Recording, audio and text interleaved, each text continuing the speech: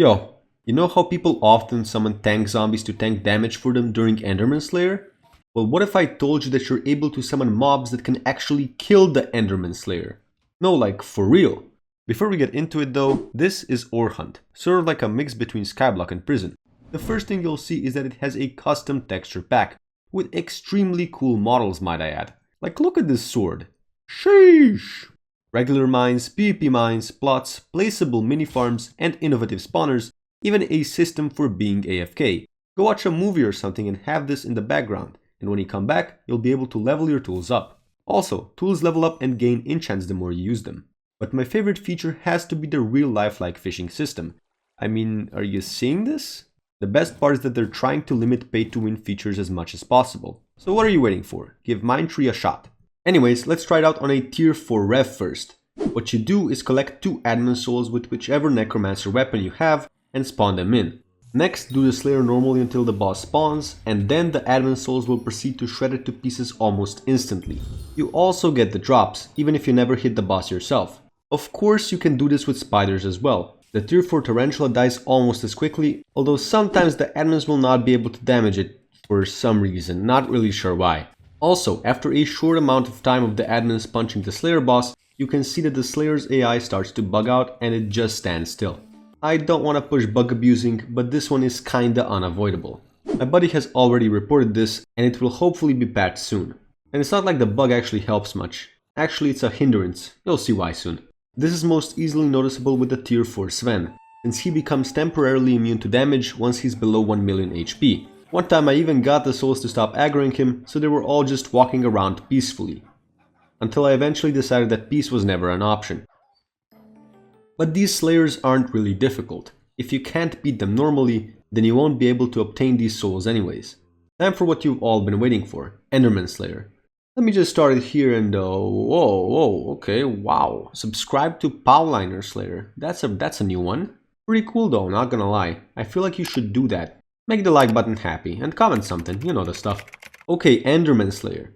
Let's start with a tier 1. The epic battle begins and it's over. Okay, moving on, tier 2. This one has a lot more HP, 12 million, but as you can see, it still just gets shredded completely. All you have to do yourself is get rid of the placed beacons when he throws them. Tier 3 is a completely different beast though. With the admin's 225k damage per hit, they just aren't able to take down the tier 3 Void Gloom Seraph on their own. Or are they? Turns out they can kill him, it's just that I got stuck trying to reach a beacon and died. I mean, can you blame me? What the shit is this beacon placement? I spawned the boss up here, but they knocked him down to a rather unfavorable spot, so that's one of this setup's weaknesses, I guess. Next attempt I hit him occasionally to speed it up a bit, but yes, these guys can actually solo a tier 3 Void Gloom Seraph, which is completely nuts. All you gotta do is get rid of the beacons and eyes.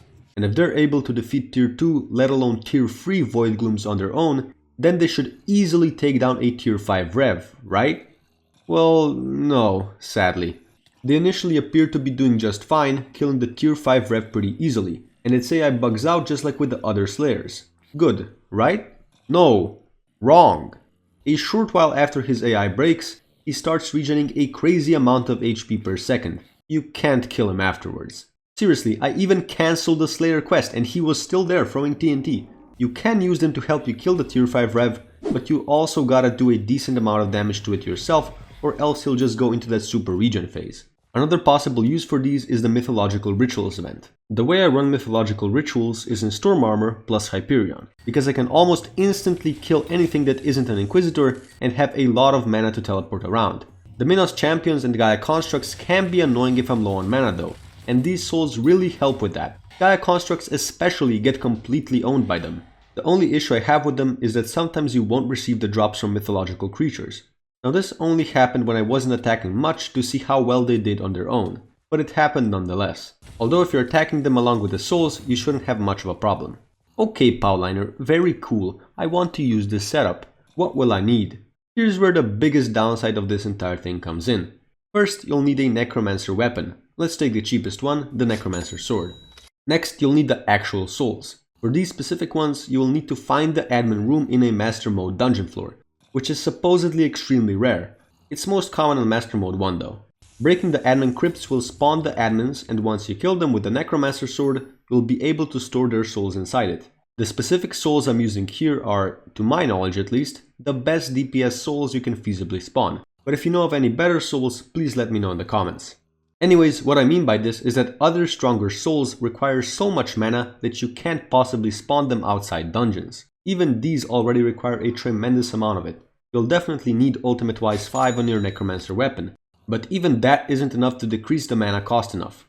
Next, you'll need a level 100 sheep pet and full Wise Dragon armor. Why Wise Dragon, you ask? Because of its full set bonus, which lowers the mana you need by a third. Even all of that isn't enough though. You'll need to recomp the armor pieces and put Necrotic and Wisdom 5 on them, as well as have some high intelligence weapon like a Spirit Scepter or Hyperion. Yeah, it's not exactly cheap, let's be honest. So once you have all of that, you put on the Wise Dragon armor and equip your sheep pet. Then you hold your high intelligence weapon until your mana is full and swap to the Necromancer weapon and immediately right click to summon the souls. If done correctly, you'll hopefully have just enough mana to spawn them in. Simple, right? No? No? Okay. This is why I don't think it's particularly practical, and the only real application of it would be using it for tier 3 Void Glooms, since even late game players tend to have trouble with those. They can also prove useful for mythological rituals, but it's not all that impactful and kinda depends on your setup. It's not even the cost that's the issue, it's getting the Necromancer weapon with the right admin souls. The thing about these is that the floor 1 admins have the same level as the Master Mode 1 admins. So if you see a sword like this on the auction house, it could very well contain very weak admin souls and you'd get scammed. If you're ever running M1 though, be sure to have a summoning ring and a Necromancer sword in your inventory. The summoning ring will make it so that every mob you kill, no matter what weapon you do it with, will have a chance of dropping its soul as long as the ring is in your inventory. Then you collect the soul with your Necromancer sword. Okay, before you go, I didn't come up with this on my own, like at all. My main man Simply Sample gave me the idea, and he's also posted a video on how to AFK farm ghosts. I mean, I still can't believe it's really possible. So go, check the video out and sub to him. He also has other really cool vids where he codes in custom items. Just a cool channel overall. You've made it this far, you deserve a Powliner fun fact of the day.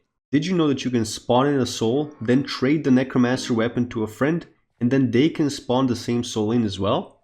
This is the same zombie. Pretty neat. Oh, and 33.3 million coin giveaway spread between 3 lucky winners on my Discord to celebrate Funky Donkey Monday. It's funky time. Go, join it. Link in the description. Anyways, that's it from me. Take it away, Cole Minion. It's Cole Minion's turn, right? Right?